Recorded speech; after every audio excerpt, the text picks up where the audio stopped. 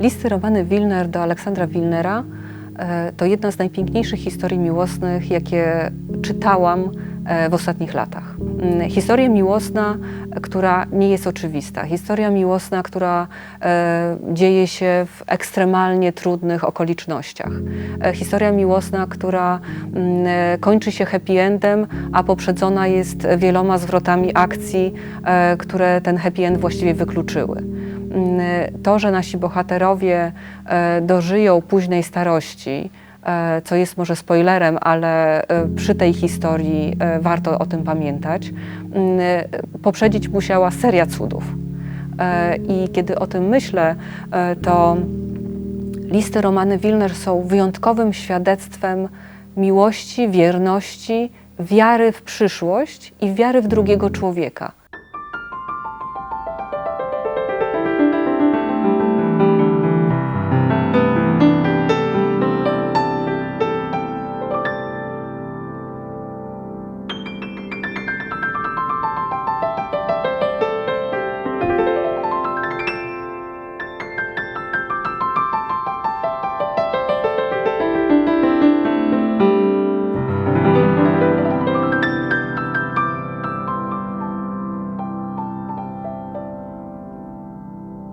Rękopis wykonany jest na papierze maszynowym, takim delikatnie kredowanym. Biur tego rękopisu też tworzą karty pocztowe, to znaczy to są karty bardziej, które się zapisywano z obu stron. Widzimy tam różne pieczęci, głównie to są pieczęci pocztowe, znaczki, a więc jest ten zbiór dość bogaty, jeśli chodzi o zastosowane różne materiały, tak mówiąc to z punktu konserwatorskiego. Sam rękopis jest zapisany atramentem, więc też trzeba ostrożnie, jeśli chodzi o konserwację. W konserwacji rękopisów tego typu najważniejsze jest, aby one mogły przetrwać dla przyszłych pokoleń. W związku z tym podejmowane są takie działania, które powstrzymają procesy degradacyjne. Najpierw podejmujemy badania mikrobiologiczne. Jeżeli jakieś są wskazania, że powinien być zdezynfekowany, zostaje on poddany dezynfekcji. W dalszym etapie konserwator przegląda obiekt i gdzie widzi jakieś drobne uszkodzenia, jakieś typu rozdarcia, o których już wspomniałem, czy zagniecenia, które często też występują, złożenia, to trzeba rozprostować te rozdarcia, aby dalej się nie pogłębiały, podklejamy. Metody, jakie stosujemy, to są metody odwracalne. Używamy wysokiej klasy materiałów konserwatorskich, jak specjalistyczne bibuły japońskie o różnej gramaturze i odcieniu. Kleje to najczęściej w takim przypadku używamy KRU CLG, czyli to jest klej na bazie celulozy, metoda odwracalna. Osobami, które zainteresowały instytucję, czyli Muzeum Getta Warszawskiego, publikacją listów korespondencji okupacyjnej, jaka wychodziła od Romany Wilner do jej męża Aleksandra, który przebywał w Szwecji, były dwie osoby, to znaczy pani Aleksandra Domańska i pani Anna Romaniuk, które jako pierwsze zetknęły się z tymi rękopisami i po rozmowach różnych, które prowadziłyśmy najpierw kuluarowo, po zapoznaniu się z tymi rękopisami, doszliśmy do wniosku w instytucji, że to jest bardzo ważny, ciekawy materiał dotyczący życia codziennego. Historia listów Romany Wilner do Aleksandra Wilnera, edycji źródłowej tego materiału, zaczęła się tak naprawdę 8 lat temu, kiedy Aleksandra Domańska, pisarka i reżyserka, postanowiła zrobić film, reportaż o kamienicy przy ulicy Grzybowskiej. Praca nad filmem wymagała badań źródłowych. Aleksandra zaczęła szukać kontaktu do dawnych mieszkańców. I tak trafiła na powojenną relację Jurka Glasa, który opowiadał o swojej ciotce, Romanie i o ich własnej historii. Film Aleksandry Domańskiej powstał. Kilka lat później, w międzyczasie Aleksandra i Jurek zaprzyjaźnili się, zbudowali więź zaufania i wzajemnej życzliwości. Jurek zdecydował się podarować Aleksandrze Domańskiej listy Romany Wilner, pisane z getta warszawskiego do Aleksandra Wilnera do Sztokholmu. Ja o listach Romy Wilner dowiedziałam się podczas spotkania Jurka Glasa z licealistami Liceum Startowa. Podczas tego spotkania ja pierwszy raz usłyszałam o listach, o tym, że te listy ocalały, że nie tylko ludzie przeżyli, ale ocalały też te relikwie tej historii. I wtedy pierwszy raz poprosiłam Jurka Glasa i Aleksandrę Domańską o podarowanie tych listów w Bibliotece Narodowej.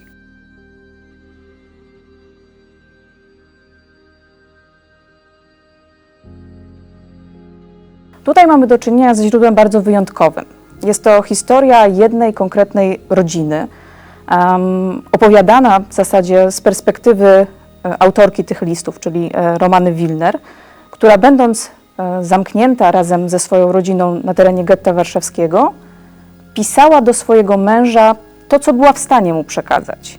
Bo to też jest źródło, które jest takim źródłem bardzo enigmatycznym, pełnym niedopowiedzeń, albo może inaczej, pełnym takich fragmentów, zdań, które są jasne, czytelne właśnie dla autorki, dla odbiorcy tych listów, a także dla osób, które prowadziły pewnego rodzaju dopiski do tej korespondencji, które właśnie tam przebywając w danym momencie z Romaną, uzupełniały, czy też przesyłały pozdrowienia, czy zapisywały jakieś drobne fragmenty właśnie na marginesach. I fakt, że mamy tutaj ponad 100 listów, kart, które właśnie niemalże czasami dzień po dniu prezentują wybrane aspekty codzienności właśnie tej zamkniętej w getcie rodziny, no był na pewno takim czynnikiem, który sprawił, że chcieliśmy się w te listy jako instytucja zagłębić, chcieliśmy je przekazać szerszemu odbiorcy. Czytanie poszczególnych listów, poszczególnych kart, to też było zagłębianie się właśnie w ten labirynt głównie imion, zdrobnień, którymi posługiwała się autorka. I to był taki element trochę pracy detektywistycznej. Z opisów typu Tolek i tak dalej, Józek, Stachu i tak dalej, trzeba było znaleźć, kto za tymi kryptonimami, za tymi zdrobnieniami się kryje. I rzeczywiście z punktu widzenia historyka był to jeden z ciekawszych, ale też z trudniejszych elementów pracy z tym materiałem źródłowym. Tropienie, kogo autorka właśnie za poszczególnym pseudonimem ma na myśli. Tym bardziej, że niejednokrotnie te same zdrobnienia, te same imiona powtarzały się w różnych kontekstach, sygnalizując nam, że to wcale nie jest mowa o tej samej osobie. Więc dla mnie, jako dla badaczki, to było bardzo ciekawe, kiedy tropiąc zarówno te wątki w korespondencji, próbując dopasować historię, próbując dopasować wątki do siebie, też musiałam niejednokrotnie odnosić się do źródeł archiwalnych, poszukać historii rodzinnych. Dzięki właśnie poszukiwaniom archiwalnym udało się nam trochę więcej dowiedzieć, kim byli grafowie, kim byli Wilnerowie. To były rodziny o tendencjach asymilujących się, czy zasymilowanych już, jeżeli mówimy tutaj o okresie międzywojennym i o czasie wojny. Takie rodziny, które były też bardzo dobrze sytuowane, których dzieci były osobami wykształconymi i cały czas jakby tutaj zdobywającymi wykształcenie, pogłębiającymi tę wiedzę, rozwijającymi swoją działalność taką zawodową. A z drugiej strony mamy historię, która jest zawarta w listach, która jest historią dosyć enigmatyczną, która jest pisana z perspektywą taką, że listy będą jednak mimo wszystko przechodziły cenzurę. Listy Romy nie były wysyłane bezpośrednio z getta, były wysyłane z tak zwanej aryjskiej strony, ale przechodziły po prostu przez procedury okupacyjne. I w związku z tym zawarta na ich kartach historia jest trochę węższa, ogranicza się do tego, co autorka czuła, że może przekazać i do tego, co czuła, że nie zostanie wykreślone, nie zostanie wymazane i dotrze do jej męża. Oczywiście, tak jak wspomniałam wcześniej, mamy tam pewnego rodzaju kody, które są znane tylko głównym bohaterom, ale czytający, osoba, która zagłębia się w tę korespondencję po raz kolejny, jest w stanie już pewne wątki ze sobą połączyć i połapać, pomimo tego, że rzeczywiście one bywają w jakimś tam sensie zawualowane. Roma przede wszystkim skupia się na historii swoich najbliższych, na tym, co każdego dnia mniej więcej przeżywają, co się wydarza, ale nie opisuje tego, co dzieje się w getcie.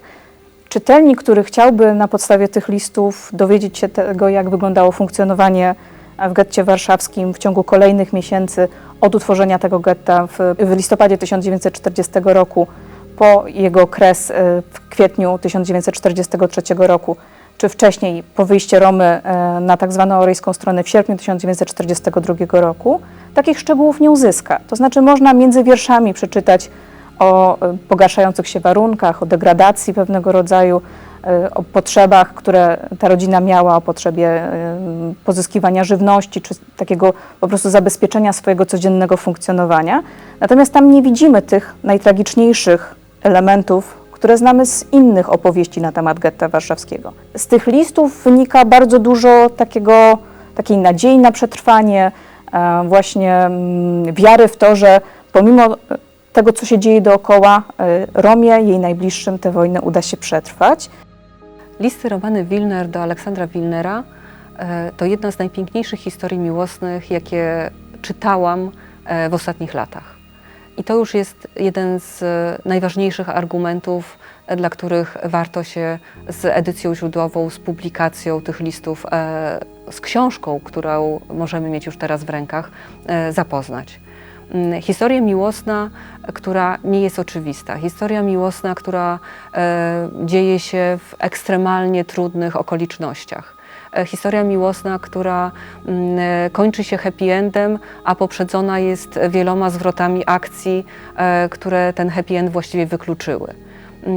To, że nasi bohaterowie dożyją późnej starości, co jest może spoilerem, ale przy tej historii warto o tym pamiętać, poprzedzić musiała seria cudów. I kiedy o tym myślę, to listy Romany Wilner są wyjątkowym świadectwem miłości, wierności, wiary w przyszłość i wiary w drugiego człowieka. To źródło pełne emocji. Mamy tam zarówno zderzające się emocje, takie jak uczucia małżonki do swojego męża, który przebywa na obczyźnie, strach mieszający się z nadzieją na to, że mimo wszystko ten okres okupacji uda się przetrwać. Jest to źródło dosyć kompletne, chociaż nie mamy listów, które przychodziły od Aleksandra.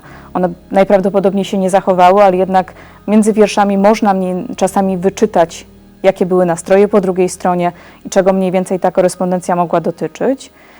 I to też jest świetne źródło, które właśnie obrazuje życie codzienne. Nawet jeśli weźmiemy pod uwagę, że wiele rzeczy tam zostało przemilczanych, celowo albo niecelowo, niedopowiedzianych, albo powiedzianych w taki sposób, który jest czytelny tylko i wyłącznie dla adresata tych listów, to jednak jest to bardzo ważny dokument, czy są to bardzo ważne dokumenty, które prezentują właśnie życie codzienne osób, które przebywały na terenie getta, pokazujące z jednej strony codzienną walkę o przetrwanie, ale też chwilę radości, chwilę takiego wytchnienia, nadziei, ulgi. A myślę, że to jest istotne, żeby pokazywać właśnie taki szerszy obraz getta warszawskiego, nie tylko jako miejsca, w którym ludzie doświadczali opresji, ale w którym przede wszystkim przez tych kilkanaście miesięcy oni starali się żyć, funkcjonować i przetrwać.